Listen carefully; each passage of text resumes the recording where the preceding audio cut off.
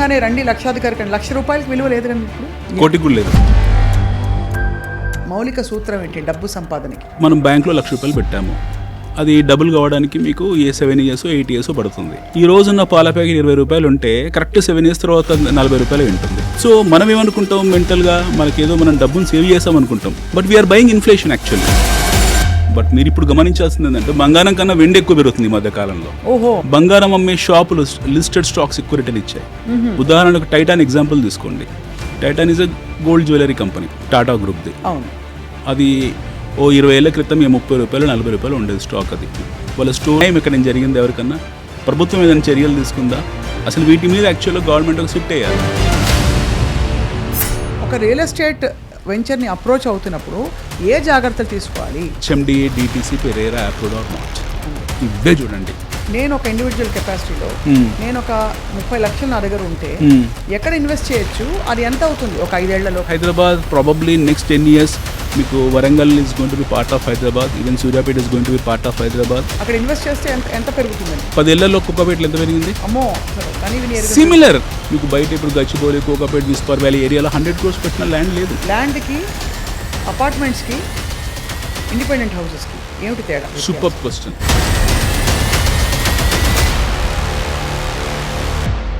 అందరికీ నమస్కారం. డబ్బు విలువ ఎంత మారిపోతుందో మన ఊహల్ని మించి కూడా డబ్బు విలువ పూర్తిగా పడిపోతుంది. కాబట్టి దీనికి తార్కాణం ఏంటంటే ఈ మాట అనడానికి, ఒకప్పుడు రండి లక్షాధికారి కండి అనే కార్యక్రమాలు ఉండేవి. ఇప్పుడు మీలో ఎవరు కోటేశ్వరుడు అని ఒక కార్యక్రమం చూస్తున్నాం మనం. అన్నిటికంటే మించి ఏంటంటే ₹1,00,00,000 విలువ కూడా ఇవాళ తూచ్ అంటున్నారు అందరూ. అలా అయిపోయిందనమాట ఇన్ఫ్లేషన్.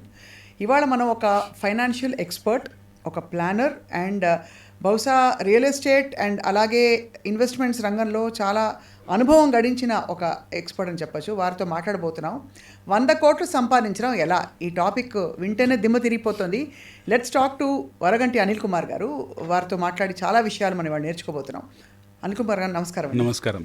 సో నిజంగానే రండి లక్షాధికారి కండి. ₹1,00,000 విలువ లేదు కానీ ఇప్పుడు లేదు, కోటికి కూడా లేదు. కోటికి కూడా లేదు అంటే అర్థం కావట్లేదు. ఒక్కసారిగా రెమ్యూనరేషన్స్ మొదలుకుని, శాలరీస్ మొదలుకుని అన్నీ మారిపోయాయి.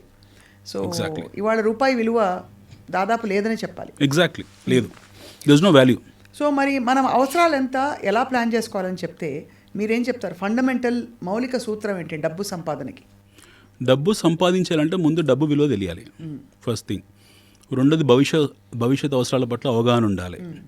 మూడోది మన సంపాదన ప్రక్రియ అవుతుందో అది ముఖ్యంగా అర్థం చేసుకోగలగాలి.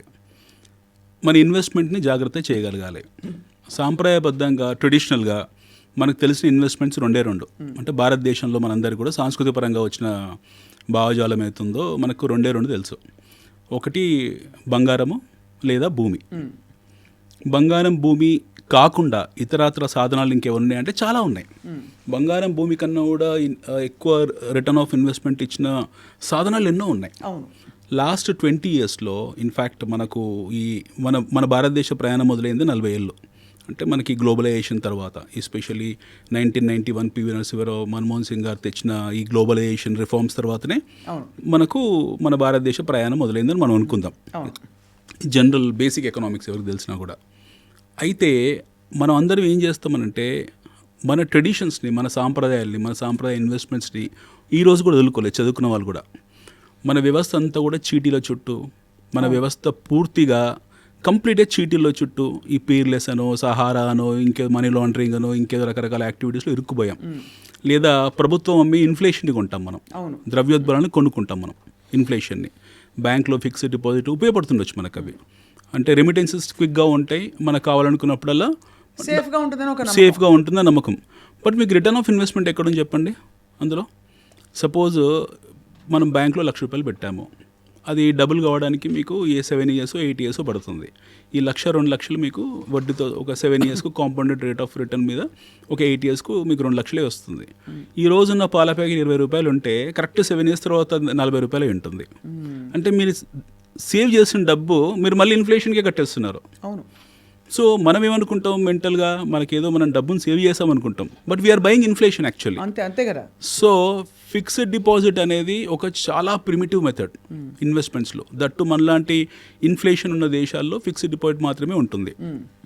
రెండో సాధనం గోల్డ్. ఎస్, ఆర్థోడాక్స్ పరంగా ట్రెడిషనల్గా మనకు గోల్డ్ అనేది ఒక ఇన్వెస్ట్మెంట్. మీరు లాస్ట్ 100 years ట్రాక్ రికార్డ్ తీసుకుంటే gold is a fantastic return of investment ఇచ్చింది. పిచ్చిగా పేలిపోతున్నాయి ఇప్పుడు ధరలు, పేరిపోతున్నాయి. 2 లక్షలు పోయినా 3 లక్షలు పోయినా ఆశ్చర్యపోతుంది. ఎందుకంటే మళ్ళీ గోల్డ్ గ్రాఫ్ కూడా మీకు చాలా మీరు చూస్తే ఫిక్స్డ్ డిపాజిట్ లాగే ఉంటుంది. అది కూడా ఇన్ఫ్లేషన్ లాగే ఉంటుంది గోల్డ్ కూడా. ఎందుకంటే గోల్డ్ రిజర్వ్స్ ఒకటి తగ్గిపోవడము, ప్రపంచవ్యాప్తంగా గోల్డ్ ఎక్కువ డిగ్గు కావడము, కాస్ట్ ఆఫ్ ఎక్స్కవేషన్ ఎక్కువ పెరగడం, గోల్డ్ అవసరాలు పెరగడము.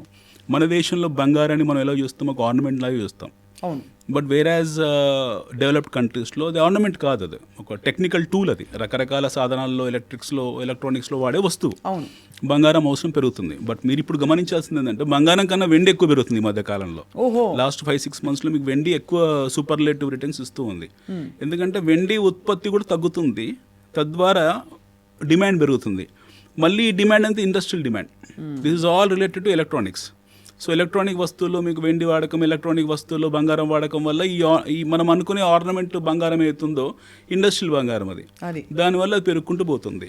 సో అన్ఆడిటెడ్ రికార్డ్ ప్రకారం ప్రపంచంలో బహుశా హైయెస్ట్ చెస్ట్ ఇండియాలో ఉంది, గోల్డ్ చెస్ట్. ఎందుకంటే 100 ఏళ్ళ నుంచి 200 నుంచి మనం కొనుక్కుంటూ వస్తున్నాం, రకరకాల దారుల ద్వారా మనం తెచ్చుకున్నాం. బట్ ఇక్కడ మీకు చాలా ఫన్నీయెస్ట్ పార్ట్ చెప్పాలంటే, బంగారం కన్నా ఎక్కువ రిటర్న్ బంగారం అమ్మే షాపులు, లిస్టెడ్ స్టాక్స్ ఎక్కువ రిటర్న్ ఇచ్చాయి. ఉదాహరణకు టైటాన్ ఎగ్జాంపుల్ తీసుకోండి. Titan is a gold jewellery company, మీకు టాటా గ్రూప్ది. అవును. అది 20 ఏళ్ల క్రితం 30 రూపాయలు 40 రూపాయలు ఉండేది స్టాక్. అది వాళ్ళ స్టోర్స్, వాళ్ళ వ్యాపారం ఎలా పెరుగుకుంటూ పోయిందో, వాళ్ళు ఇచ్చే బోనస్లు, వాళ్ళు ఇచ్చే డివిడెండ్స్ ఇవన్నీ చూసుకుంటే that would have given about 200 times. Wow. అంటే మీ 1,00,000 రూపాయలు ఆల్మోస్ట్ 2 కోట్లు అయిపోయింది. ఇన్వెస్టర్స్ లైక్ రాకేష్ జుంజున్వాలా వీళ్ళందరూ అంత పెద్ద కుబేరులు కావడం కారణం Titan. So most of the people think that gold give more returns. But gold selling investment companies ఏవైతే ఉన్నాయో, అంటే ఆర్నమెంట్ సెల్లింగ్ ఇన్వెస్ట్మెంట్ కంపెనీస్ ఏవైతే ఉన్నాయో, అవి వీటికన్నా 100 రెట్లు పెరిగిపోయాయి. My god. So we need to understand where your money gets compounded more, where your money is able to give more returns. So ఆ సాధనాలని దృష్టిలో పెట్టుకోవాలి. Is it fair to say that మనం ఎక్కువ ఎక్స్పెక్ట్ చేస్తున్న కొద్దీ రిస్క్ కూడా పెరుగుతుందని? Risk is always there. Risk ఎక్కడ లేదు ప్రపంచంలో, risk is always there. But మనం ఇక్కడ ఆలోచించాల్సిన లెజిటిమేట్గా, ఒక డ్యూ డిలిజెంట్గా మనం చేయాల్సిన స్టడీ ఏంటంటే, గుడ్ కంపెనీస్ ఏంటి, బ్యాడ్ కంపెనీస్ ఏంటి, గుడ్ గవర్నెన్స్ ఏంటి, బ్యాడ్ గవర్నెన్స్ ఏంటి, కార్పొరేట్ గవర్నెన్స్ని దృష్టిలో పెట్టుకోవడము, కంపెనీస్ తాలూ గ్రోత్ స్టోరీస్ని అర్థం చేసుకోవడము. At the same time what kind of companies are stable and what is a growth story they are offering, వాళ్ళ బుక్స్ ఎలా ఉన్నాయి, వాళ్ళ ప్రమోట్స్ ఏంటి, ఈ ట్రాక్ రికార్డ్ మనం చేస్తాం కదా ఎవరైనా సరే. ఇది ఎవరు వాళ్ళు సొంతంగా చేసుకోవాలి. ఈ థర్డ్ పార్టీ బ్రోకరేజ్ హౌస్ ఇవ్వడమో లేకపోతే ఇంకెవరో చెప్పడం కాదు, మనం చేసుకోవాలి. చిన్న ఎగ్జాంపుల్ మేడం, అలయన్స్ ఉంది ఫర్ ఎగ్జాంపుల్. అందరు పెళ్ళిళ్ళు అయి ఉంటాయి. ఓ అమ్మాయికి మనము సంబంధం చూడడానికి వెళ్ళాం. సంబంధం చూడడానికి వెళ్ళినప్పుడు అబ్బాయి తాలూకు పుట్టు పూర్వత్రాలు, అటు 7 తరాలు ఇటు 7 తరాలు, వాడికి ఉన్న అలవాట్లు ఏంటి, వాళ్ళ పేరెంట్స్ ఎలాంటి వాళ్ళు, వాడి బ్యాంక్ బ్యాలెన్స్ ఏముంది, ఆ అబ్బాయి ఏం చదువుకున్నాడు, ఇవన్నీ చూస్తాం కదా. We do a study at least for 30-40 days 1 month. ఒక పెళ్లి చూడడానికి మనం వెళ్ళినప్పుడు ఇన్ని తదంగాలు ఉంటాయి మన దగ్గర. కూరగాయల మార్కెట్కి వెళ్తాం, టమాటా కొంటాం. ఈరోజు టమాటా 10 రూపాయలు కేజీ ఉంది. 5 పైసా 10 పైసా 20 పైసా దగ్గర బార్గెయిన్ చేసి వదిలేస్తాం. సేమ్ టమాటా మనం ఎప్పుడు మళ్ళీ 100 రూపాయలలో కొనుక్కుంటాం నోరెత్తకుండా. బట్ ఎప్పుడైతే మీకు సెల్లర్స్ ఎక్కువైపోయారో we go and bargain this tomatoes. Now when you are selecting a vegetable, going shop by shop, ఒక్కొక్క షాప్ ఈ చివరి నుంచి ఆ చివరికి గంట సేపు ప్రయాణం చేసి రైతు బజార్లో, వీక్లీ బజార్లో, and we buy 1 kg of tomato with due diligence, పూర్తి స్థాయి అవగాహనతో కొన్నప్పుడు మీ డబ్బులు, మీరు 1,00,000, మీరు 2 లక్షలు, మీ 3 లక్షలు, ఎవరో చెప్పిన దాంట్లో ఎలా ఇన్వెస్ట్ చేస్తారు మీరు? అంటే ఇది మనకి డైరెక్ట్గా కాన్ఫిడెన్స్ ఉంటుంది, చిన్న మోతాదులో కాబట్టి ఒక విధమైన కాన్ఫిడెన్స్ ఉంటుంది, తప్పు జరిగినా పర్లేదని. ఎక్కువ మంది ఇన్వెస్ట్మెంట్స్ వైపు అడుగు వేయకపోవడానికి కారణం ఏంటంటే ల్యాక్ ఆఫ్ కాన్ఫిడెన్స్ కాదు, ల్యాక్ ఆఫ్ ఇన్ఫర్మేషన్. చదువుకోవాలి కదా, కరెక్ట్, అది తెలుసుకోవాలి కదా. ఫస్ట్ ఇన్ఫర్మేషన్ లేదు మన దగ్గర. ఇప్పుడు ఎవరో చెప్పారు, ఎవరో బ్రోకరేజ్ హౌస్ చెప్పారు, ఏదో పేపర్లో రాశారు పలానా కంపెనీ బాగుందని, ఇంకా వీళ్ళు ఇంకేం ఆలోచించారు, బ్లైండ్ బయింగ్ అనమాట అది. ఎవరో చెప్పారు. ఇప్పుడు మన భారతదేశంలో మనకు ఒక ఎడ్యుకేషన్ విప్లవం వచ్చింది 2006, 2007, 2008 టైంలో. చాలా విచిత్రంగా ఉంటుంది అది. There are plenty of education companies, .com companies left right centre open చేశారు. I don't want to take the names of those companies, but చాలామంది కంపెనీస్ ఓపెన్ చేశారు. ఎగ్జాంపుల్ మీ ఎడ్యుకాంప్ లాంటి కంపెనీ చెప్తున్నాను.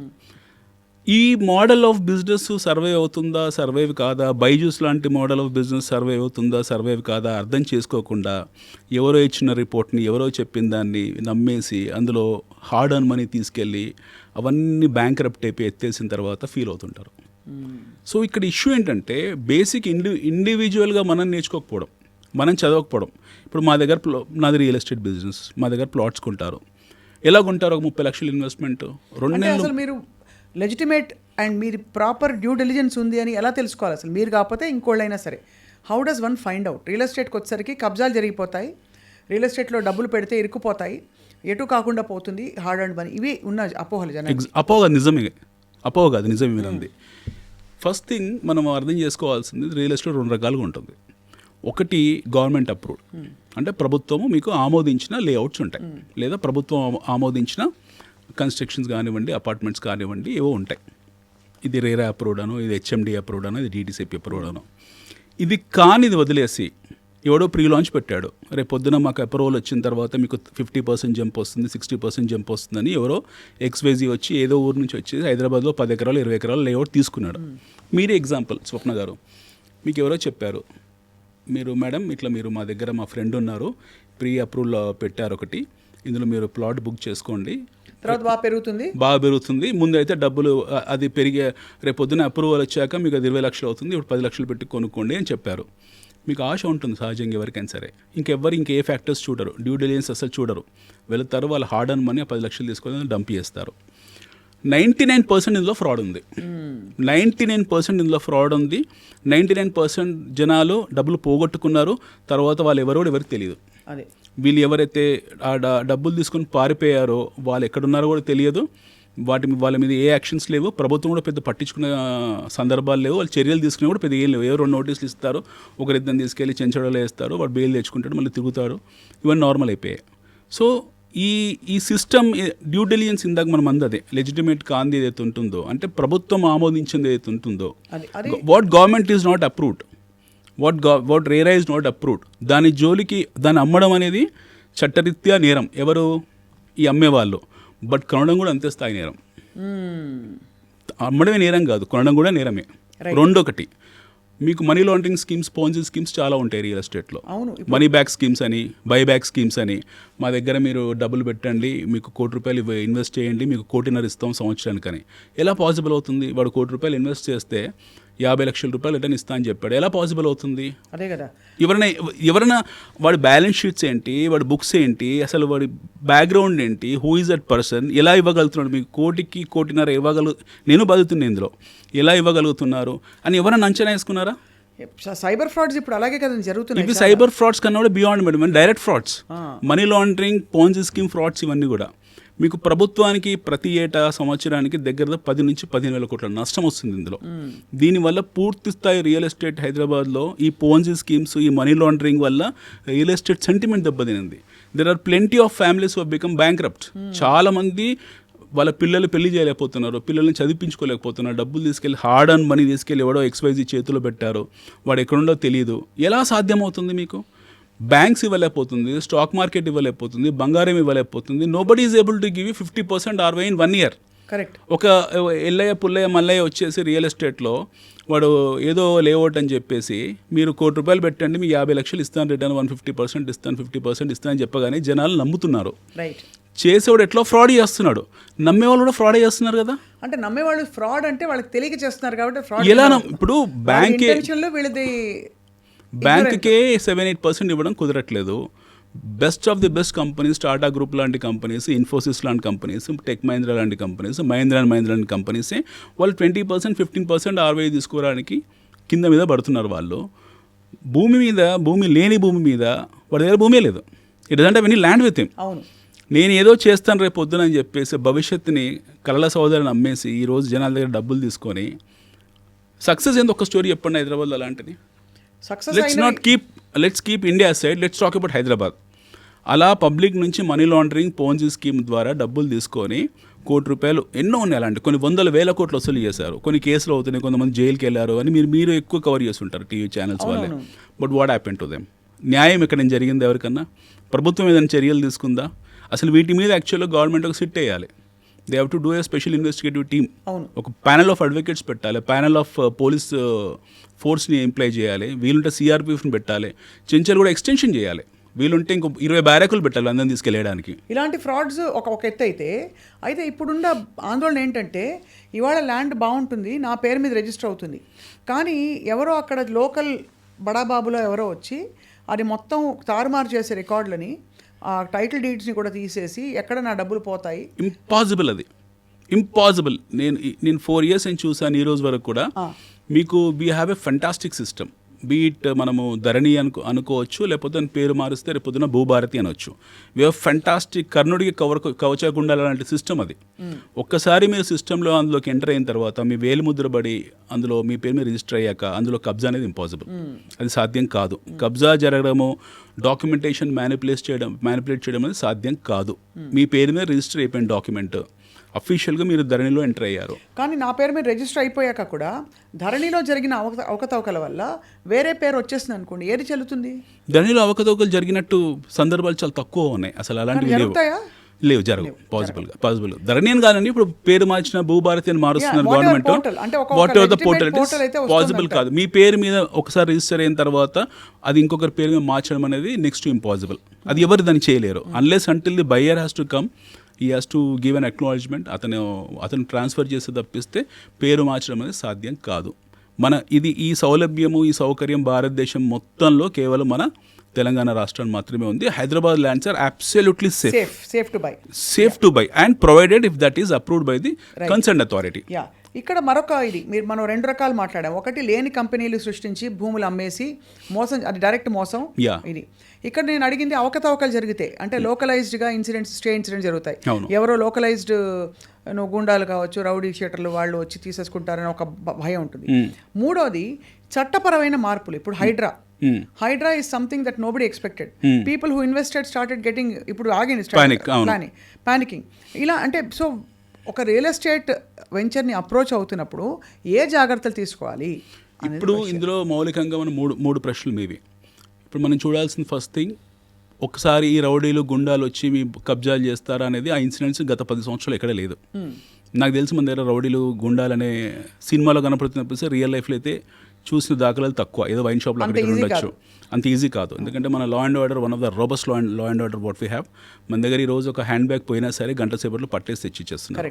We have fantastic law and order. మన system చాలా అద్భుతంగా ఉంది. We are not like others when it comes to Telangana or when it comes to Hyderabad. వీళ్ళు రౌడీలు గుండాలు రావడం, కబ్జాలు చేయడం అనేది మన సినిమాలో మాత్రమే చూసాం. గతంలో కొన్ని జరుగుంటాయి సంఘటనలు హైదరాబాద్లో కూడా. బట్ లాస్ట్ 13 yearsలో మనకి ఎప్పుడైతే ఈ లా అండ్ ఆర్డర్ని ఇంటిగ్రేట్ చేశామో, ధరణితో ఇంటిగ్రేట్ చేశామో, this is washed out, return of cases అనమాట. ఇంకా అలాంటివి ఏం జరగలేదు, ఎప్పుడు కూడా ఇంక జరిగే పాసిబిలిటీ లేదు. ఇందా మీతో అన్నట్టు ఒకసారి ఒక ప్రాజెక్ట్ అప్రూవ్ అయిన తర్వాత, ఆ ప్రాజెక్ట్లో మీరు బయ్యర్గా చేరిన తర్వాత మిమ్మల్ని టచ్ చేయడం అనేది, your rights will be protected. Your rights are absolutely protected. Yes. Nobody can touch, even God cannot touch you. Okay. No one can touch. There is no authority on this earth which can come and encroach your land, provided if that is registered on your name and provided that particular land has been approved. What are those approvals? DTC approval undi, RERA approval undi. That's enough. It encompasses everything. Absolutely. Yes. That can encompass everything. Now you are going to ask a question, why this Hydra has happened then? Yeah. Okay, so Hydra was an activity. Actually, Hydra is a very good activity where they wanted to clear the encroachments. Backward encroachments ఏవైతే ఉన్నాయో మనకు, especially రోడ్స్ని ఎక్కడైతే encroach చేశారో లేదా lakes encroach చేశారో, we had ఎన్ని lakes ఉండే హైదరాబాద్లో, దగ్గర 300-400 చెరువులు ఉండేవి. ఆ చెరువులు కబ్జాకు గురి కావడము, అవన్నీ ఆల్రెడీ లాస్ట్ 30-40 yearsలో అక్కడ కాలనీలు వెళ్ళడము, లేదా రోడ్లు రావడము, లేదా షాపింగ్ మాల్స్ రావడం అన్నీ జరిగాయి. So you take example of Kukatpally or Nizampet, all this places, ఇవన్నీ కూడా బ్యూటిఫుల్ ఫెంటాస్టిక్ లేక్స్ ఉండే ఏరియా. ఒకప్పుడు వ్యవసాయదారిత పంటలు ఉండేవి అక్కడ, మీకు ఎన్నో జరిగేవి, లాట్ ఆఫ్ అగ్రికల్చర్ యాక్టివిటీస్ జరిగేది, హబ్స్ కూడా, ఇవన్నీ ఏరియాస్ కూడా. బట్ సిటీ నగరం డెవలప్ అయింది, హెల్ప్లెస్ సిట్యువేషన్లో ఉన్నారు. ఆ టైంలో టౌన్ ప్లానింగ్ వాళ్ళు అప్రూవల్స్ ఇవ్వడము, లేదా ఆ టైంలో మీరు ఇందాక ఏ లోకల్ పొలిటీషియన్ ఎవరో వెళ్ళి ఏదో అప్రూవల్ ఇవ్వడం, ఇవన్నీ జరిగాయి. వీళ్ళందరూ కట్టేసుకున్నారు, వాళ్ళు ఉండిపోయారు. అంటే they are now staying in the houses. No, they are the legitimate land owners of the house. ఎందుకంటే ఆక్యుపెన్సీలు ఉన్నారు కాబట్టి. మన చట్టాలు కూడా ఎలా ఉంటాయంటే, ఒక 6 years, 7 years, 10 years ఆ పర్టికులర్ లొకేషన్లో, ఆ పర్టికులర్ ప్లేస్లో ఇల్లు కట్టుకొని నివాస గృహం వేయించుకున్న తర్వాత మనకు కూడా ప్రభుత్వం కూడా పెద్ద అధికారాలు లేవు వాళ్ళని కూల్చేయడానికి. బట్ రీసెంట్ యాక్టివిటీస్ ఏం జరిగాయి, there are especially lake back waters ఏవైతే ఉన్నాయో అవన్నీ కూడా ఎంకరేజ్ అయ్యాయి ఈ మధ్యకాలంలో. ఈ మధ్యకాలంలో అంటే 15 years బ్యాక్ 10 years బ్యాక్ వాటిని రెగ్యులరైజ్ చేసుకుని లేఅవుట్స్ కింద మార్చుకున్నారు. Now HYDRAA has coming to force to clear the public lands. So ఆ ప్రాసెస్లో ఒకటి రెండు కొంచెం తొందరపాటు చర్యలు ఉండొచ్చు, but HYDRAA is a very good activity. I appreciate CM Revanth Reddy గారి విషయంలో చాలా అద్భుతమైన యాక్టివిటీ హైడ్రా. కానీ నేను అనేది ఏంటంటే హైడ్రాలో మీరు కేవలం ఇది ఒకటే ఇంక్లూడ్ చేయకూడదు. హైడ్రాలో బాటమ్ లైన్ కూడా ఇంక్లూడ్ చేయాలి.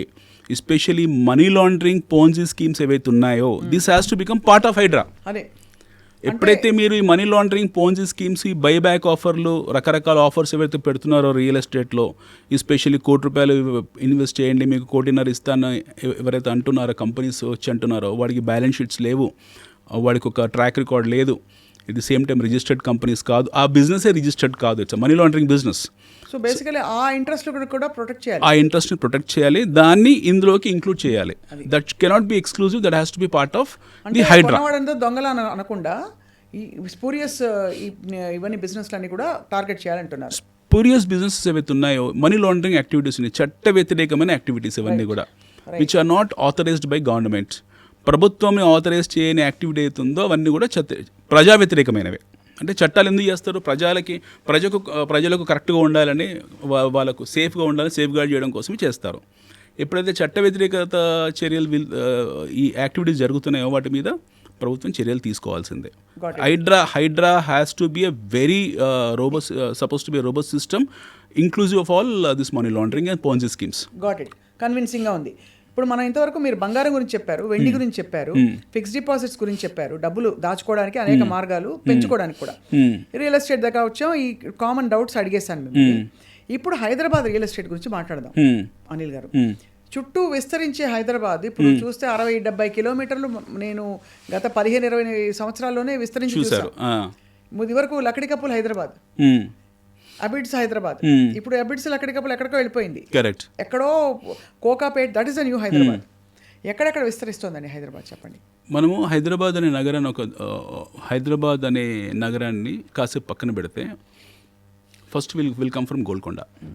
400 సంవత్సరాల క్రితం గోల్కొండ అనే సామ్రాజ్యంలో హైదరాబాద్ అనే ఒక చిన్న కుగ్రామం ఎక్కడో ఉండేది. ఆ టైంలో రాజులు వచ్చారు, కుతుబ్ షాహీ వచ్చాడు, హైదరాబాద్ నగరం కట్టాడు. మొదట్లో హైదరాబాద్ రేడియస్ వచ్చేసి 5 కిలోమీటర్లు చార్మినార్ చుట్టుపక్కల. 1980s వరకు కూడా హైదరాబాద్లో the tallest building happen to B Charminar. 1985 వరకు కూడా the tallest building happens to be Charminar.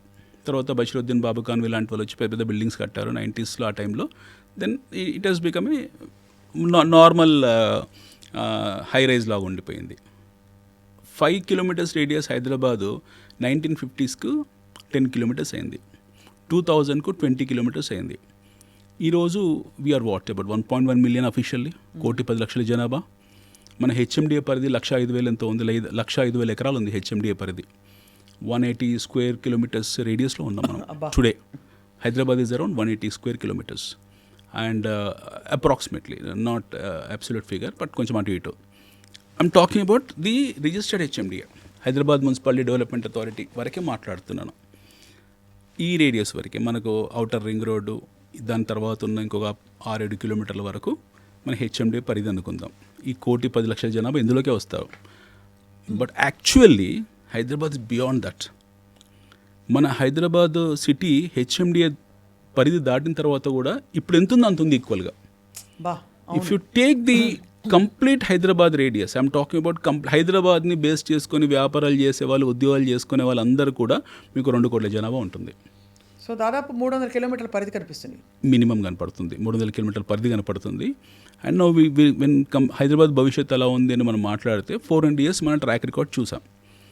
ఎన్నో రాజ్యాలు వచ్చాయి, ఎంతోమంది రాజులు వచ్చారు, ఎంతోమంది ముఖ్యమంత్రులు వచ్చారు, సొంతంగా రాష్ట్రం ఏర్పడింది, ప్రభుత్వాలు మారే, ఎన్నో జరుగుతున్నాయి. ఈ ప్రగతి ఆగదిచ్చే నిరంతర ప్రక్రియ ఇది. ఈ ప్రహాసనం అనేది నిరంతరం జరుగుతూనే ఉంటుంది. ఒకటి. రెండోది, we have to come from nation point of view, భారతదేశం పర్స్పెక్టివ్లో కూడా మనం ఆలోచించాలి. Today we have how many A-class cities? We have 5 A-class cities: Delhi, Calcutta, Mumbai, Hyderabad, Chennai and Bengaluru. 6 cities ఉన్నాయి మనకు. We have beaten Chennai in terms of geography. Hyderabad is the largest city in Chennai in terms of geography. ఒకటి. రెండోది, today we're at around $100 billion GDP అవును మనము.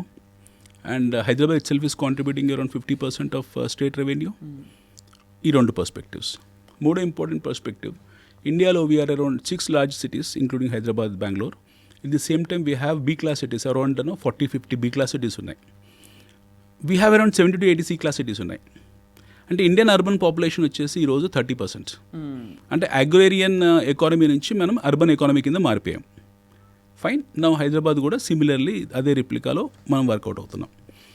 Now if you take globally, we are around మన rank global ర్యాంక్లో 100 లోపల ఎక్కడ ఉంటాం మనం.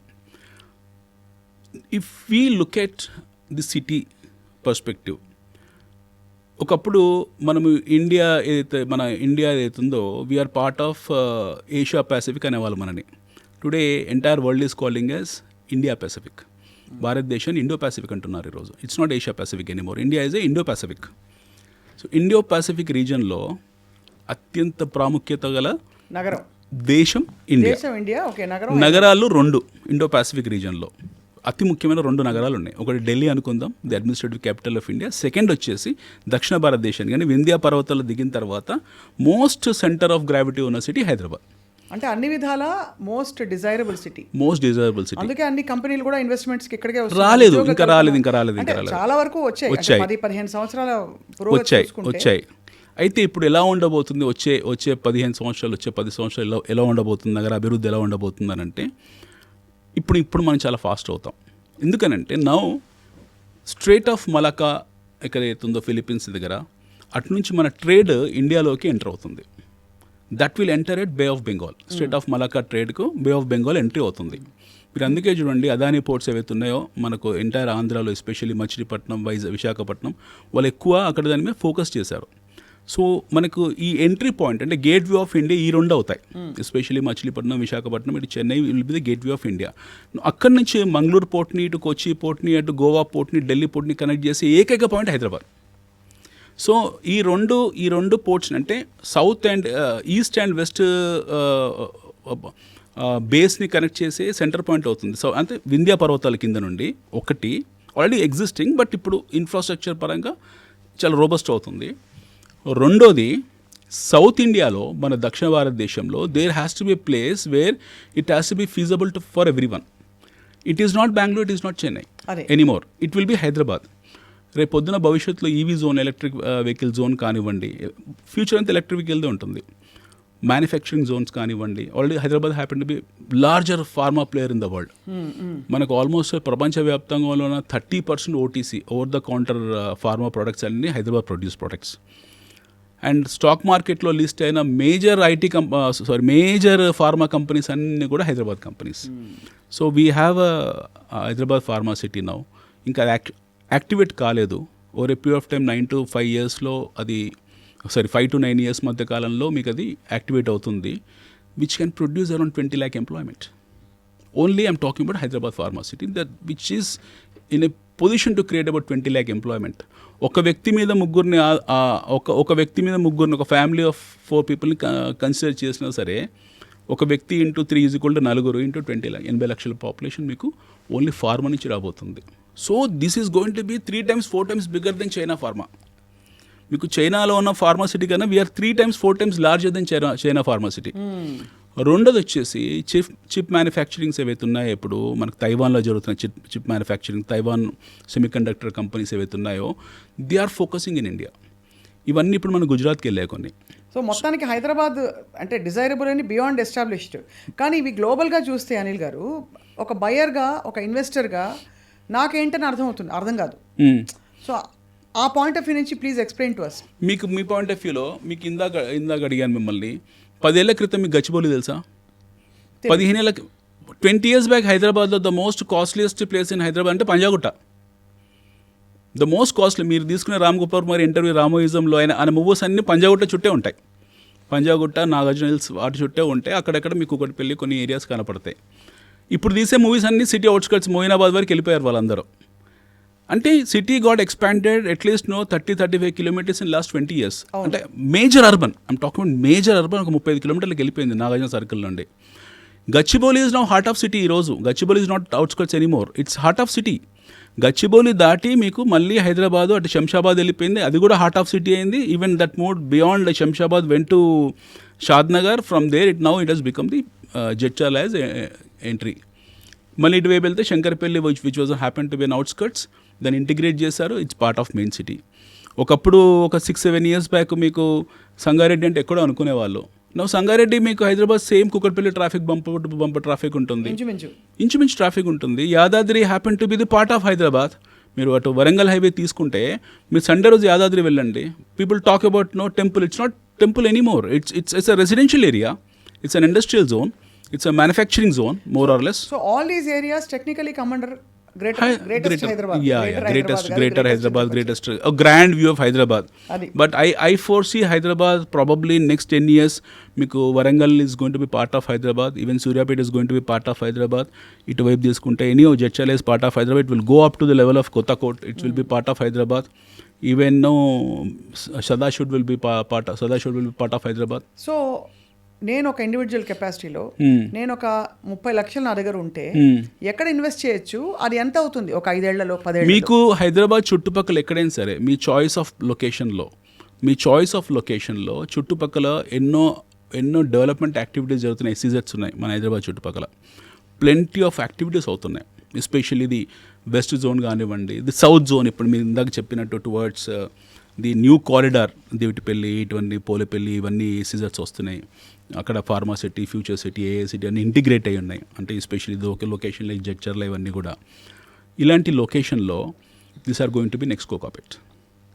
అక్కడ ఇన్వెస్ట్ చేస్తే ఎంత పెరుగుతుందని? మీ కోకాపేటలో ఎంత పెరిగిందండి? 10 ఏళ్లలో కోకాపేటలో ఎంత పెరిగింది? అమ్మో, అసలు కానీ సిమిలర్. నేనేం చెప్పాల్సిన అవసరం లేదు మీకు, నేను I'm saying replication of Kokapet అని చెప్పి 30 లక్షలు 3 కోట్లు అవుతుంది ఈజీగా అవుతుంది. అంతగానే బియాండ్ కూడా కావచ్చు. 5-10 ఏళ్లలో మాక్సిమం 10 ఏళ్ళ టైం ఫ్రేమ్ పెట్టుకోండి. ఎందుకంటే కోకాపేటలో 10 years బ్యాక్ ఎవరు మాట్లాడలే కదా. చాలామంది జనాలు కోకాపేట గురించి వింది, తెలుగు ప్రజలు ఎప్పుడు విన్నారంటే లాస్ట్ 5 years ఒక తెలుగు మూవీలో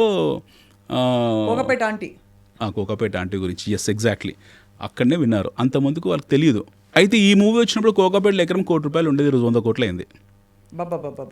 ఈ మూవీ వచ్చినప్పుడు, ఆ మూవీ పేరు గుర్తు రావట్లేదు, ఆ మూవీ వచ్చినప్పుడు అప్పుడు ఎకరం 1.5 ఉండేది, ఈరోజు 100 కోట్లు అయింది. ఇది ఐఎమ్ టాకింగ్ అబౌట్ గవర్నమెంట్ వేలంపాటలో 100 కోట్లు వేయడం కాదు, బయట ఇన్ జనరల్లో కూడా మీకు బయట ఇప్పుడు గచ్చిబౌలి, కోకాపేట్, విస్పర్ వ్యాలీ ఏరియాలో 100 crores పెట్టిన ల్యాండ్ లేదు. You don't have any land availability లేదు. Land is the only limited resource. Land cannot be remade or remanufactured. ఇక్కడ I want to ask you one question అండి. When you say invest in real estate, ల్యాండ్కి, అపార్ట్మెంట్స్కి, independent హౌసెస్కి ఏమిటి తేడా? Super question. Apartment happen to be a nest, ఉండడానికి కోసం. Apartment never becomes a house, it becomes a home. Home అంటే భార్య భర్తలు అందరు కలిసి ఉండేది హోమ్ అనుకుంటాం మనం. అందరం ఒక ఫ్లోర్ కింద అందరం ఉంటాము, ఆప్యాయతలు, ప్రేమ ఆప్యాయతల మధ్యలో ఉంటాం కాబట్టి ఒక హోమ్ అనుకుంటాం. But it cannot became a house. House అంటే ఏంటంటే, హౌస్ అంటే property. Apartment definitely is not a property. మీరు ఇందాక మనం అనుకున్న ఫిక్స్డ్ డిపాజిట్, ఇన్ఫ్లేషన్ అడ్జస్ట్మెంట్స్ ద్వారా పెరుగుతాయి, ఆ రేట్లు పెరుగుతాయేమో. అవసరం. ఇప్పుడు గచ్చిబౌలిలో ఉద్యోగం చేస్తున్నారు, ఫైనాన్షియల్ డిస్ట్రిక్ట్లో ఎవరో అబ్బాయి పనిచేస్తున్నాడు, అతను ఆ ఏరియాలో ఆ ప్రాక్సిమిటీ, ఆ విసిలిటీకి దగ్గరగా ఉండాలి. So he will choose some 1 hour 1.5 hour traffic డిస్టెన్స్లో రాకపోకలను దృష్టిలో పెట్టుకుని చుట్టుపక్కల ఎక్కడో చోట అపార్ట్మెంట్ కొనుక్కుంటాడు. ఈ 7th floorలో 8th floorలో కొనుక్కుంటాడు. Over a period of time మీరు ఆ డిప్రిసియేషన్ని తీస్తే మీ బ్యాంక్ లోన్లో క్లియర్ అయ్యే టైంకు అపార్ట్మెంట్ మీకు ఒక వస్తువులాగా మిగులుతుంది, ప్రాపర్టీలాగా మిగులుతుంది, డిప్రిషియేటే మిగులుతుంది. అది it is definitely not a property. Okay, whereas land is definitely property. భూమి అనేది ప్రాపర్టీ. అయితే మనకి ఇక్కడ ఏం జరుగుతుందనంటే, ఒక్కసారి ఇన్ఫ్రాస్ట్రక్చర్ కనుక మీకు ఒక సిస్టంలోకి వచ్చి సీమ్లెస్ ఇన్ఫ్రాస్ట్రక్చర్ వచ్చిన తర్వాత, రోడ్స్ వెడల్పు కావడము, ఇప్పుడు మెట్రో స్టేషన్ ఇలాంటివి రావడము, ట్రాన్స్పోర్టేషన్ అభివృద్ధి చెందడం, ఇవన్నీ వచ్చిన తర్వాత మీకు అపార్ట్మెంట్స్కి వాల్యూ ఉండదు. ఇంకా people will not prefer apartments. Somebody who is staying in Shad Nagar, somebody who is staying in Jadcherla, if he has got a seamless traffic ఇబ్బందులు లేకుండా 1/2 hourలో కనుక గచ్చిబౌలి రాగలిగితే, why will stay in apartment in Kukatpally? అదే obviously, అంటే ఒక independent house మంచి ఇప్పుడైతే ఫ్రెష్ ఎయిర్ కూడా ఒక పెద్ద ఇంపార్టెంట్ అది ఫ్యాక్టర్. అది ఇంకొకటి, పోస్ట్ కరోనా తర్వాత అందరికీ జాగ్రత్తలు, ఆరోగ్యపరమైన జాగ్రత్తలు తీసుకొని, there are 2 things happened in India. Corona తర్వాత భారతదేశంలో 2 విప్లవాలు వచ్చాయి, చాలా సైలెంట్ రెవల్యూషన్స్ వచ్చాయి. ఒకటి ఆటో రెవల్యూషన్, 2 వీలర్స్ నుంచి 4 వీలర్స్ రెవల్యూషన్ వచ్చింది. మన auto sales especially 4 wheeler sales we jump 200%. మన కార్ల అమ్మకాలు 200% పెరిగాయి భారతదేశంలో కరోనా తర్వాత.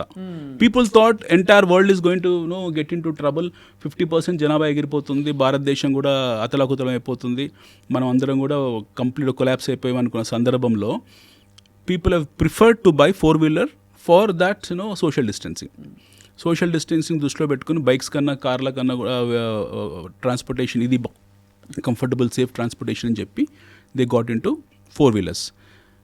1990 నుంచి 2020 వరకు ఎన్ని 4 వీలర్స్ మోడల్స్ వచ్చాయో 2020 నుంచి 2025 5 years అన్ని వచ్చాయి models. So today buying is not a problem, వాడికి ఒక ట్రిగర్ పాయింట్ కావాలి. అదే you need to have a trigger point. ఇప్పుడు డిజిటల్ కెమెరాస్ ఒక trigger point, iPhone pro max ఇవన్నీ ట్రిగర్ పాయింట్ అని కొనుక్కోవాలి, ఒక స్టేటస్ రిక్వైర్మెంట్ కాబట్టి కొనుక్కుంటారు ఎలాగలాగా. సో అంతవరకు కార్ల అవసరం ఎవరికి పడలేదు, they thought it's a luxury item. But ఎప్పుడైతే అది అవసరం కింద మారిందో పీపుల్ స్టార్టెడ్ బయింగ్ కార్స్. అది యూస్డ్ కార్ కావచ్చు, కొత్త కార్ కావచ్చు, but we have jumped in terms of sales. And no lot of companies have come. Even Hyundai కూడా మన లిస్ట్ చేశారు భారతదేశం దృష్టిలో పెట్టుకొని. ఫోర్డ్ వాళ్ళు, మా Ford company as left India, ఇండియాలో మార్కెట్ లేదు, కష్టంగా ఉన్నామని చెప్పేసి ఇండియా నుంచి వెళ్ళిపోయారు ఫోర్డ్ వాళ్ళు. Now they want to come back again in 4 years, seeing the market condition, seeing the dynamics of the market, seeing the purchasing ability of the Indians, అది చూసి మళ్ళీ వాపస్ వస్తున్నారు. Similarly what happened is micro family system వచ్చింది. Parents ఇదివరకు ఉమ్మడి కుటుంబాలు, అన్నదమ్ములు అందరూ ఒకే చోట ఉండేవాళ్ళు.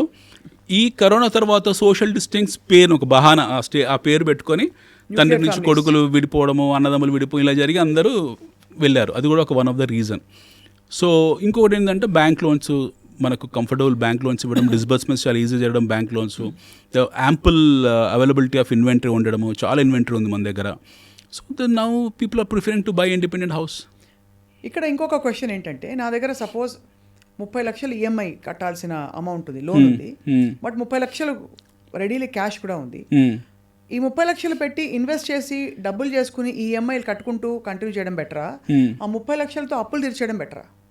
ఎందుకు ఈఎంఐలు కంటిన్యూ చేయండి, కంటిన్యూ ఈఎంఐ. 30 లక్షలు పెద్ద కష్టం ఏం కదా, ఈఎంఐస్ కంటిన్యూ చేయండి. ఒక ఎగ్జాంపుల్ చెప్పాము, హైపోథెటికల్లీ ఏంటంటే ఆ 30 లక్షలు ఇక్కడ ఇన్వెస్ట్ చేయండి, ఆ 30 లక్షలు 3 కోట్లు చేయండి, ఈ 30 లక్షల ఈఎంఐ అవుతుందో ఈ 2 నెలలు 3 నెలలు క్లియర్ చేసుకోండి. అదే కాబట్టి చేతిలో డబ్బులు రిజర్వ్స్ ఉంటే better to invest and help it grow. Yes. Than to pay off loans and yes. Chala old way of thinking. Yes. మీ దగ్గర if don't foreclose your loans, continue your loans, because the cost of loan versus the appreciation of your money is more. అంటే ఈ రెండింటిని, ఈ delta ఫ్యాక్టర్ని మీరు దృష్టిలో పెట్టుకుంటే దీనికి ఎక్కువ మీకు వయబిలిటీ ఉంటుంది, దీని రిటర్న్ ఎక్కువ ఉంటుంది, ఎక్కువ రిటర్న్ ఉంటుంది. In fact you would also probably say, of course lands మీద లోన్స్ ఇవ్వరు కానీ లోన్ తీసుకుని ఇన్వెస్ట్ చేయడం కూడా is a fantastic opportunity. You take a personal loan and buy a land. మీకు పర్సనల్ ఎంత పడుతుంది, సపోజ్ అనుకుందాము ఇప్పుడు ఒక మంచి లొకేషన్ ఉంది, it's a very good thought. మీకు ఒక 30 లక్షల ప్లాట్ ఉంది, మీ దగ్గర లేదు, 10 లక్షల క్యాష్ ఉంది, ఇంకో 20 lakhs మీరు లోన్కి వెళ్ళాల్సి ఉంటుంది. డెఫినెట్గా ల్యాండ్స్ మీద లోన్స్ ఇవ్వరు బ్యాంక్స్, ఎందుకంటే కార్డ్ వాల్యూకు మార్కెట్ వాల్యూకి తేడా ఉంటుంది కాబట్టి. So now you don't have any other obvious choice. Go for a PL loan, personal లోన్కి వెళ్ళండి. పర్సనల్ కాస్ట్ ఆఫ్ పర్సనల్ చాలా తక్కువ ఉంటుంది. 4 years తీసుకుని ఆ ల్యాండ్ మీద ఇన్వెస్ట్ చేసి గ్రో చేసి అంతవరకు ఈఎంఐలు కట్టుకోండి. వాట్ ఎవర్ ఇది గ్రో అయ్యాక అమ్మేస్తే ఇది కట్టేసి బహుశా మిగిలిన దాన్ని ఇంకో చోట ఇన్వెస్ట్ చేయడం. కరెక్ట్. చాలా మంది అలా చేస్తారు, ఇంటెలెక్చువల్స్ అంతా చేసే పని అది. When you have some financial savvy, when you have some understanding about financial aspects, మనకి బేసిక్ ఆర్థిక విధానాల పట్ల కొంచెం అవగాహన ఉండి ఈ మనీని ఎలా మూవ్ చేయాలన్న ఆ సెన్స్ ఉండుంటే అందరు చేసే పని ఇది. ఎందుకనంటే మీరు ఈరోజు భూమి కొన్నారండి, 10 సంవత్సరాలు వెయిట్ చేశారు. హైదరాబాద్లో ఎక్కడ ఏ చుట్టుపక్కల కొనుక్కున్నా ఎవ్రీ 3 years డబుల్ అవుతుంది. ఇది పక్కా రిటర్న్ ఆన్ రాక్. మీ హైదరాబాద్ చుట్టుపక్కల ఎక్కడ కొన్నా సరే మీరు అప్రూవ్, ఐమ్ టాకింగ్ మళ్ళీ I'm reinstating, I'm talking about approved project. ఇప్పుడు ఉన్నాయండి అప్రూవ్డ్ ప్రాజెక్ట్స్, అన్ని అప్రూవ్డ్ మన దగ్గర ఉన్నాయి. లేఅవుట్ ప్రాజెక్ట్స్ ఉంటాయి చూడాలి.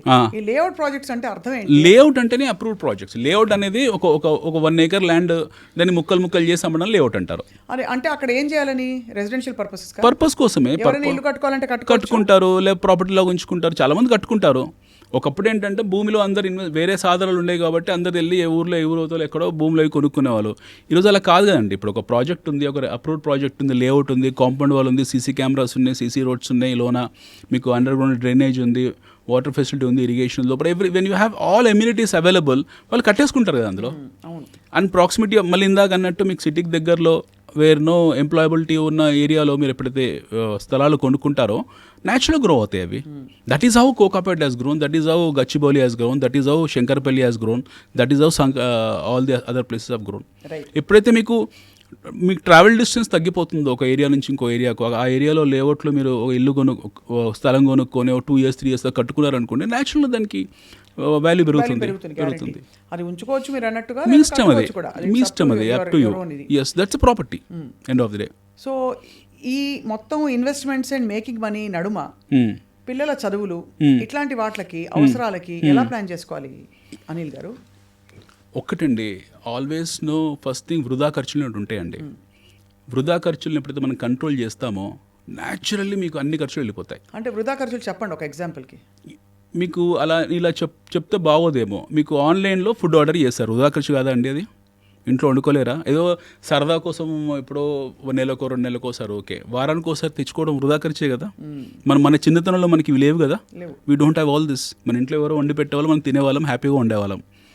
వృధా ఖర్చు కాస్మెటిక్స్, బట్టలు వృధా ఖర్చే, నాట్ రిక్వైర్డ్. ఎందుకు అంత ఫ్యాషనబుల్గా మనకు అనిపించే ప్రయత్నం చేయాలి? కానీ దేనికి దాచుకుంటున్నావు డబ్బులని? ఇప్పుడు ఉన్నవాడు ఇది చాలా మంది ఆర్గ్యుమెంట్ కాబట్టి మీ ముందు ఇలా ఉంచుతాను. మీరు ఒక ఇన్వెస్ట్మెంట్ ఎక్స్పర్ట్. ఇప్పుడు పోయాక ఎవరి కోసం అది, ఎవరి కోసం?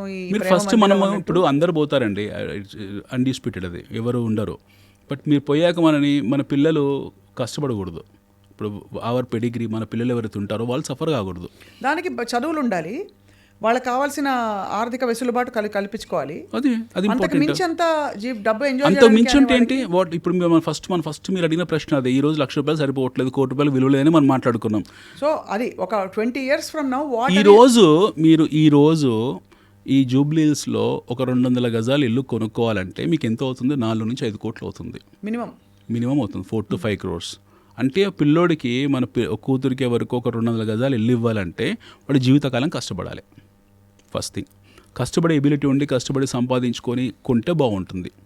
లేదు అని అంటే ఇందాకన్నా వృధా ఖర్చులు తగ్గించుకొని వేరే సాధనాల్లో వెళ్ళి అందులో సంపాదించడం మొదలుపెట్టాలి. ఈ 2 లేదు, నేను చదివిపించాను వదిలేస్తాను వాళ్ళ కర్మ అనుకుంటే మనం చెప్పేది ఏమీ లేదు. But when you wanted to create wealth, you have to cut down your unwarranted expenses. ₹3,000 పెట్టి టికెట్ కొనుక్కోవడం మీకు అన్వారంటెడ్ అనిపించట్లేదా అండి? తప్పకుండా సినిమాలకి అది అవునా కదా. ఒక వారం రోజులు ఆతృత ఆపుకొని పెట్టుకుంటే ఓటీటీలోనే ఇంకెక్కడో వస్తుంది, లేదా ఖాళీ వెనకాల కూర్చొని చూడొచ్చు ఫ్రీగా. ఎవరు ఉండరు. ఒక వారం 10 రోజుల తర్వాత థియేటర్లోనే ఎవడు ఉండడు, మనం ఒక్కరం కూర్చొని పాప్కార్న్ పెట్టుకొని సినిమా చూడొచ్చు. అండ్ దిస్ అన్వారంటెడ్ ఫ్యాసినేషన్స్ ఏవైతే ఉన్నాయో, అన్వారంటెడ్ కాస్మెటిక్స్, అన్వారంటెడ్ డ్రెస్సింగ్, మనము పక్క వాళ్ళతో కంపేర్ చేసుకోవడము, వాడికి ఆ కారు ఉంది కదా నేను కారు మార్చడము. పిల్లలు ఎన్నో కంప్లైంట్స్ తీసుకొస్తారు. నాన్న ఇప్పుడు మా ఫ్రెండ్ వాళ్ళ డాడీకి ఇది ఉంది నీకు లేదని, మా ఫ్రెండ్ వాళ్ళ డాడీకి తెస్తాడు మీదని. ఈ కంపారిజన్స్ వచ్చినప్పుడు ఆటోమేటిక్గా పేరెంట్స్ కూడా టెంప్ట్ అయిపోయి ఏవో చేస్తూ ఉంటారు. గ్యాడ్జెట్స్ ఉన్నాయి, అవసరం లేదు అవన్నీ కూడా. సో ఇక్కడ ఇంకో పర్టినెంట్ క్వశ్చన్ అడుగుతాను. Used car is better or new car is better? Go for used car, go for Delhi car. ఢిల్లీలో మన హైదరాబాద్లో తిరుగుతున్న 4matic Mercedes you get it for 20 lakhs. మీకు నేను మొన్న ఆన్లైన్లో సెర్చ్ చేస్తే 80 లక్షలకు రోల్స్ రాయ్స్ ఉంది. 8 కోట్ల కారు 80 lakhsకి రోల్స్ రాయ్స్ ఉంది. I can afford to buy, but నాకు ఆ స్టేటస్లో కొనలేదు, ఎందుకంటే దానికి స్టేటస్ కావాలి కాబట్టి. 80 లక్షలకు రోల్స్ రాయ్స్ ఉంది. 40 లక్షలకు 60 లక్షలు 70 లక్షలకు మీకు పోర్షే దొరుకుతుంది. 20 లక్షలకు మీకు BMWలు ఉన్నాయి. I'm talking about the latest GT series. Why don't you go for it? ఇప్పుడు చిన్న ఎగ్జాంపుల్ అండి, నేను మీ ఆఫీస్కి వచ్చాను, I came in a high end car. ఇక్కడికి వచ్చాను స్టూడియోకు, నేను హై ఎండ్ కార్లోనే వచ్చాను. బయట ఉంది నా కారు. ఎవరికైనా తెలుసా అది కొత్తదా పాతదా? ఎవరికి తెలియదు. నన్ను అడుగుతారా ఎప్పుడు రిజిస్టర్ చేయించారని? రెండోది, అన్నిటికన్నా ముఖ్యమైనది ఏంటంటే కొత్త కారు కొనుక్కోవడం పాత కారు కొనుక్కోవడం అది చూడరు. మీరు ఏ కార్లో వచ్చారో మాత్రమే చూస్తారు. మీరు మర్సిడీస్లో ఉన్నారా లేకపోతే మారుతిలో ఉన్నారా చూస్తారు. అంతే కదా. మీరు ఇక్కడికి ఫంక్షన్కి వెళ్ళారు, ఇప్పుడు చాలామంది ఫిల్మ్ యాక్టర్స్ ఉంటారు, ప్లెంటీ ఆఫ్ ఫిల్మ్ యాక్టర్స్ ఉంటారు. వాళ్ళు ఎప్పుడో 6 years 7 years back high end cars కొని ఉంటారు. ఈ రోజు కూడా వాడుతున్నారు కదా. ఓ 5-6 years అయితే వాడేసి అమ్మేస్తారు, వాళ్ళు వేరే వాళ్ళు కొనుక్కుంటారు. యూస్డ్ కార్లో తప్పేంటారు? అసలు ఇప్పుడు యూజ్డ్ హౌస్ కొనట్లేదా మనము? ఎందుకంటే ఇప్పుడు ఒక మంచి రకం కారు కొంటే 40 లక్షలు చాలా మందికి, ఒక కొంచెం మిడ్ రేంజ్ నుంచి చూస్తే 40 to 60 lakhs అవుతుంది. అదే యూజ్డ్ అంటే మనకి 1/4 పడిపోతుంది. ఎగ్జాక్ట్లీ. కాబట్టి ఆ డబ్బులు ఇంకో చోట ఏ ల్యాండ్లోనో పెడితే అది బాగా పెరుగుతుంది. గ్యాడ్జెట్స్ కార్స్ డిప్రిషియేట్ అవుతాయి. అసలు గ్యాడ్జెట్స్ కొనకూడదండి. Who is asking to go and buy every Apple new model? ఎవరు చూస్తారు ఇప్పుడు? యాపిల్ వాడి పని అదే కదా, ప్రతి నెల ఒకటి కొత్త మోడల్ కొంచెం ఫీచర్స్ మార్చి రిలీజ్ చేస్తాడు. పిల్లలు మీరే it has become such a what you call vulnerable thing in life that ఒక ఫ్యామిలీలో పథెటిక్ కండిషన్ ఉందంటే, ఒక మిడిల్ క్లాస్ ఫ్యామిలీలో నలుగురు ఉంటే నలుగురు చేతిలో 4 యాపిల్ ఫోన్లు ఉన్నాయి, which is about 4 lakh rupees.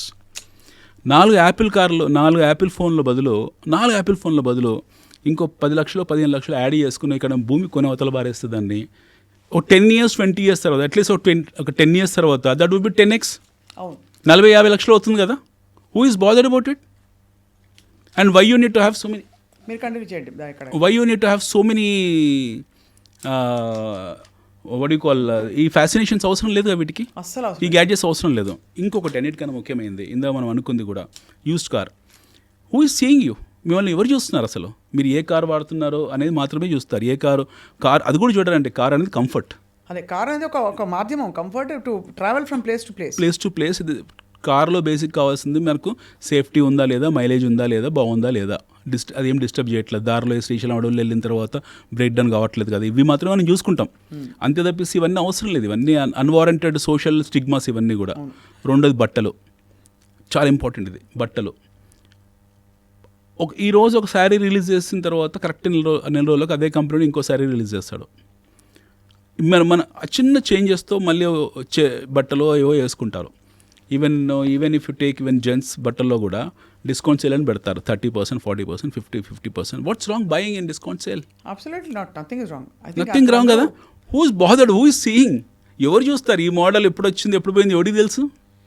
Correct, అర్థమైంది. ఇవన్నీ దుబారా ఖర్చు తగ్గించుకోవాలి. అదంతా కూడగట్టుకుంటే నెలకి ఫర్ ఎగ్జాంపుల్ ఒక 25,000 ఆదా అయినా కూడా సంవత్సరానికి 25 into 12 అంటే 3 లక్షలు. 3 లక్షలు. అలాగా 3 ఏళ్ళు చేస్తారంటే మీకు 9 లక్షలు 10 లక్షలు వచ్చేస్తుంది కదా. దాన్ని వేసి ఎక్కడో వారెన్ బఫే ఏమంటారంటే, ఒక గొప్ప స్టేట్మెంట్ ఉంటుంది. Warren Buffett says that first save your money then spend. మీరు first how much should you save? If you get 100 rupees, Anil గారు, how much will you save? 40-50 rupees అయితే సేవ్ చేసుకోవాల్సింది. అందులో భోజనంలో ఏం కాస్ట్ మారదు కదండి. ఇప్పుడు మళ్ళీ ఇవన్నీ ఏంటంటే పినాసి మాటలు ఇలా అంటారు, అంత ఈజ్ మైజర్ అని అంటారు. అవి కాదు. End of the nobody sees all this. People will look at you only that. రేపు పొద్దున ఏదైనా కష్టకాలంలో వచ్చింది, హాస్పిటలైజ్ అయ్యాము, ఇన్సూరెన్స్ ఆదుకోలేదు, మనకి ఏదైనా నాన్ ఇన్సూరెన్స్ ఎయిల్మెంట్ ప్రాబ్లం వచ్చింది, డబ్బులే వస్తే ఇంకేమీ రావు. మనకి ఇంట్లో పిల్లలకి ఏదో కష్టం వచ్చింది, డబ్బులే వస్తాయి, ఇంకెవరు రారు. కష్టాలు చాలా రకాలుగా ఉంటాయి. చిన్న చిన్న కష్టాలు వచ్చాయి అనుకోండి, స్నేహితులు వస్తారు. పెద్ద కష్టాలు వస్తే స్నేహితులు పోతారు, బంధువులు వస్తారు. అంతకన్నా పెద్ద కష్టం వస్తే బంధువులు స్నేహితులు అందరూ పోతారు, భార్య పిల్లలు లేదా తల్లిదండ్రులు ఉంటారు. అంతకనే తీవ్రమైన కష్టం వస్తే ఎవరు ఉండరు, మనం మాత్రమే ఉంటాం.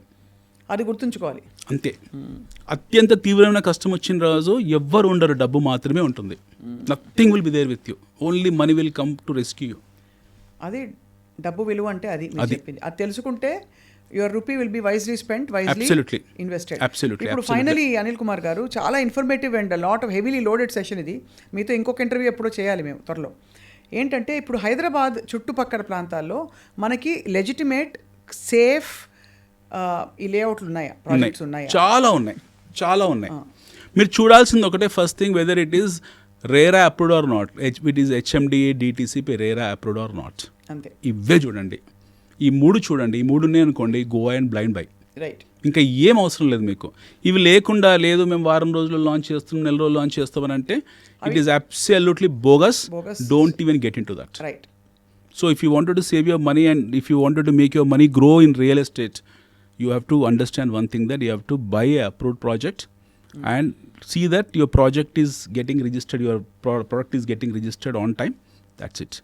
Right. And don't get into these Ponzi schemes, money laundering schemes. These are bogus. I appeal to government that హైడ్రాలో మీరు ఈ money laundering, buyback, real estate offers ఉన్నాయో ఏవైతే ఉన్నాయో ఇందులో హైడ్రాలో ఇందులో ఇంక్లూడ్ చేయండి. ఇలా చేయడం వల్ల సంవత్సరానికి ప్రభుత్వానికి కొన్ని వేల కోట్ల రూపాయల ఆదాయం కలుగుతుంది. హైదరాబాద్ రియల్ ఎస్టేట్ సెంటిమెంట్ దెబ్బతినడానికి కారణం కూడా, వన్ ఆఫ్ ద రీజన్ కూడా ఈ మనీ లాండరింగ్ స్కీమ్స్. వీటి మీద మీరు ఒక స్పెషల్ ఇన్వెస్టిగేటివ్ టీమ్ వేయాలి, ఒక DG లెవెల్లో IG లెవెల్ వేయాలి. వాళ్ళని ఒకసారి వాళ్ళ పని పట్టారంటే everything will get set right. And we are doing a fantastic job. ఆ government is doing a fantastic job. మన ప్రభుత్వాలు అద్భుతంగా పనిచేస్తున్నాయి, కేంద్ర రాష్ట్ర ప్రభుత్వాలు. రైట్. మనం దాని గురించి ఆలోచించే అవసరం లేదు.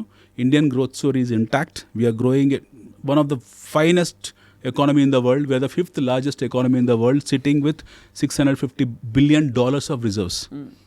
మనం ప్రపంచంలో అత్యంత బలమైన ఆర్థిక శక్తి. మన శక్తిని ఎవరు ఆపలేరు. And we are going to be a semiconductor champion in days to come. We are going to become electric vehicle champion. Alternative ఎనర్జీలో వీఆర్ ది ఛాంపియన్స్. ప్రపంచంలో భారతదేశాన్ని ఆపే ఏ శక్తి లేదు, తగ్గేదే లేదు. అది అనిల్ కుమార్ గారు, చాలా engaging and very enriching session. తప్పకుండా మీరు చెప్పిన పాయింట్లు మౌలిక విషయాల నుంచి ఇప్పుడు అందరూ ఆలోచనలో పడతారు. మన డబ్బులు ఎంత ఉన్నాయి, ఏం దాచుకుంటున్నావు, ఏం ఖర్చు పెడుతున్నావు, ఏం చేసుకుంటున్నావు అని చెప్పి మళ్ళీ మిమ్మల్ని ఆహ్వానిస్తాం for another very informative session. Thank you so much. Thank you madam. Thank you.